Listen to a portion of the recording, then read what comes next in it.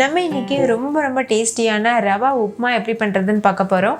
இந்த ரெசிபி நீங்கள் செஞ்சு கொடுத்தீங்கன்னா உப்மா வேணான்னு சொல்கிறவங்க கூட கேட்டு வாங்கி சாப்பிடுவாங்க. அவ்வளோ டேஸ்டியாக இருக்கும்.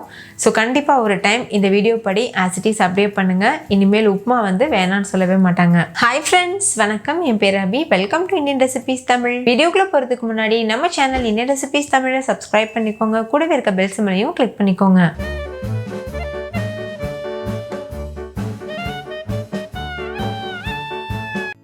ஃபஸ்ட்டு இந்த ரெசிபி பண்ணுறதுக்கு ஒரு கடாய் சூடுபடுத்திக்கோங்க. அதில் 1 கப் அளவுக்கு ரவை சேர்த்துக்கோங்க.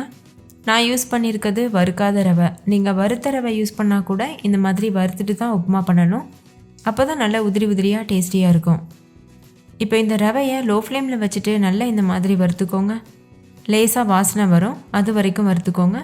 கிட்டத்தட்ட ஒரு 5லேருந்து 7 நிமிஷத்துக்கு வறுத்தா கரெக்டாக இருக்கும். ஸ்டவ்வை லோ ஃப்ளேம்லேயே வச்சுக்கோங்க, இல்லைன்னா ரவை கரிஞ்சு போகிறதுக்கு சான்ஸ் இருக்குது. இந்த மாதிரி கைவிடாமல் வறுத்துட்டே இருக்கணும். இப்போ ரவை நல்லா வறுபட்டுருச்சு. இந்த ஸ்டேஜில் ஸ்டவ் ஆஃப் பண்ணிவிட்டு இதை ஒரு பிளேட்டுக்கு மாற்றிக்கோங்க. மாற்றிட்டு இது ஒரு ஓரமாக வச்சுக்கோங்க. அடுத்தது அதே கடாயில் 2 டேபிள் ஸ்பூன் எண்ணெய் சேர்த்துக்கோங்க. எண்ணெய் நல்லா சூடானதுக்கப்புறமா 2 டேபிள் ஸ்பூன் வேர்க்கடலை சேர்த்துக்கோங்க. இது பச்சையான வேர்க்கடலை. இது இப்போ நல்லா கிறிஸ்பியாக வர வரைக்கும் வறுத்துக்கோங்க. உப்புமா சாப்பிடும்போது இடையிடையில் இது கடிப்படும் போது நல்லா க்ரன்ச்சியாக டேஸ்டியாக இருக்கும். இது உங்களுக்கு விருப்பம் இல்லைன்னா நீங்கள் ஸ்கிப் பண்ணிடலாம். கடலை வறுப்பட்டதும் 1 டீஸ்பூன் அளவு கடுகு சேர்த்துக்கோங்க. அடுத்து இது கூட 1 டீஸ்பூன் உளுத்தம்பருப்பு சேர்த்துக்கோங்க. கூடவே 1 டீஸ்பூன் கடலைப்பருப்பு சேர்த்துக்கோங்க. உளுந்து கடலைப்பருப்புலாம் அதிகம் சேர்த்து பண்ணும்போது ரொம்ப டேஸ்டியாக இருக்கும். இப்போ தாளிதம் நல்லா பொரியட்டும். இது கூடவே 1 கைப்பிடி அளவு முந்திரி பருப்பு சேர்த்துக்கோங்க. இது ஆப்ஷனல், உங்களுக்கு விருப்பம் இல்லைன்னா நீங்கள் ஸ்கிப் பண்ணிக்கலாம். முந்திரி பருப்பு பொன்னிறம் வர வரைக்கும் வறுத்துக்கோங்க. முந்திரி பருப்பு நல்லா வறுபட்டதுக்கப்புறமா ஒரு 1/4 டீஸ்பூன் அளவுக்கு பெருங்காயத்தூள் சேர்த்துக்கோங்க. ஸ்டவ் லோ ஃப்ளேம்லேயே இருக்கட்டும். சேர்த்துட்டு ஒரு டைம் நல்லா கலந்துக்கோங்க. அடுத்து இதில் 2 பச்சை மிளகாய் பொடியாக கட் பண்ணி சேர்த்துக்கோங்க. நீங்கள் வரமிளகாய் சேர்த்தும் பண்ணலாம்.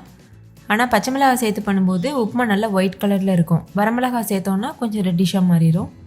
இது கூடவே ஒரு கொத்து கருவேப்பிலையும் சேர்த்துட்டு நல்லா மிக்ஸ் பண்ணிடுங்க. அடுத்து இதில் ஒரு பெரிய சைஸ் வெங்காயத்தை பொடியாக அரிஞ்சு சேர்த்துக்கோங்க. சேர்த்துட்டு இதை நல்லா வதக்கிக்கோங்க.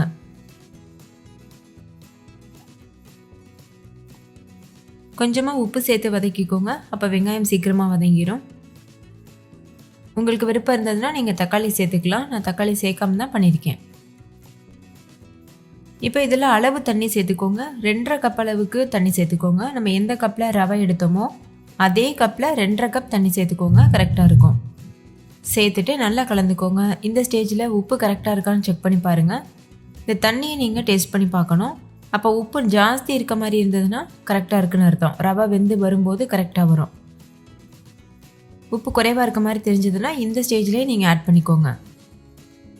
இப்போ இந்த தண்ணி நல்லா கொதிச்சு வர சமயத்தில் நம்ம ஏற்கனவே வறுத்து வச்சுருக்க ரவை இருக்குல்ல, அதை கொஞ்சம் கொஞ்சமாக சேர்த்துட்டே இந்த மாதிரி ஒரு கையில் சேர்த்துக்கிட்டே ஒரு கையில் கலந்துகிட்டே இருக்கணும். அப்போ தான் ரவை கட்டிப்படாமல் நல்லா மிக்ஸ் பண்ண முடியும். இது உங்களுக்கு ப்ராக்டிஸ் பண்ண வந்துடும். உங்களுக்கு இந்த மாதிரி பண்ண முடியலன்னா யாரையாவது சேர்க்க சொல்லுங்கள். நீங்கள் கலந்துட்டுருக்கலாம். அந்த மாதிரியும் பண்ணலாம். நல்லா இந்த மாதிரி மிக்ஸ் பண்ணதுக்கப்புறமா மூடி போட்டு மூடிட்டு மீடியம் ஃப்ளேமில் வச்சு ஒரு 5 நிமிஷத்துக்கு வேக வச்சுக்கோங்க. இப்போவே ரவை பாதி அளவுக்கு வெந்துருச்சு. நம்ம மூடி போட்டு மூடி ஒரு 5 நிமிஷம் வேக வைக்கும்போது கரெக்டாக வெந்து வரும். இப்போ 5 நிமிஷம் ஆயிருக்கு. உப்புமா சூப்பராக தயாராக இருக்குது. ரவையெல்லாம் நல்லா வெந்துட்டு கரெக்டாக இருக்குது. தண்ணியோட அளவு தான் ரொம்ப முக்கியம். கரெக்டான அளவில் தண்ணி வச்சு பண்ணிங்கன்னா ரொம்பவே பெர்ஃபெக்டான உப்புமா கிடைக்கும். நீங்களும் இதே மெத்தடில் ட்ரை பண்ணி பாருங்கள். உப்புமா ரொம்ப டேஸ்டியாக இருக்கும். அடிக்கடி இதே மெத்தடில் செய்ய ஆரம்பிப்பீங்க. அவ்வளோ ருசியாக இருக்கும்.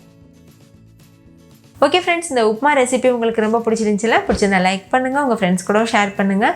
நீங்களும் வீட்டில் செஞ்சு பார்த்துட்டு டேஸ்ட் எப்படி இருந்ததுன்னு கமெண்ட்டில் சொல்லுங்கள். தேங்க்யூ, பாய்.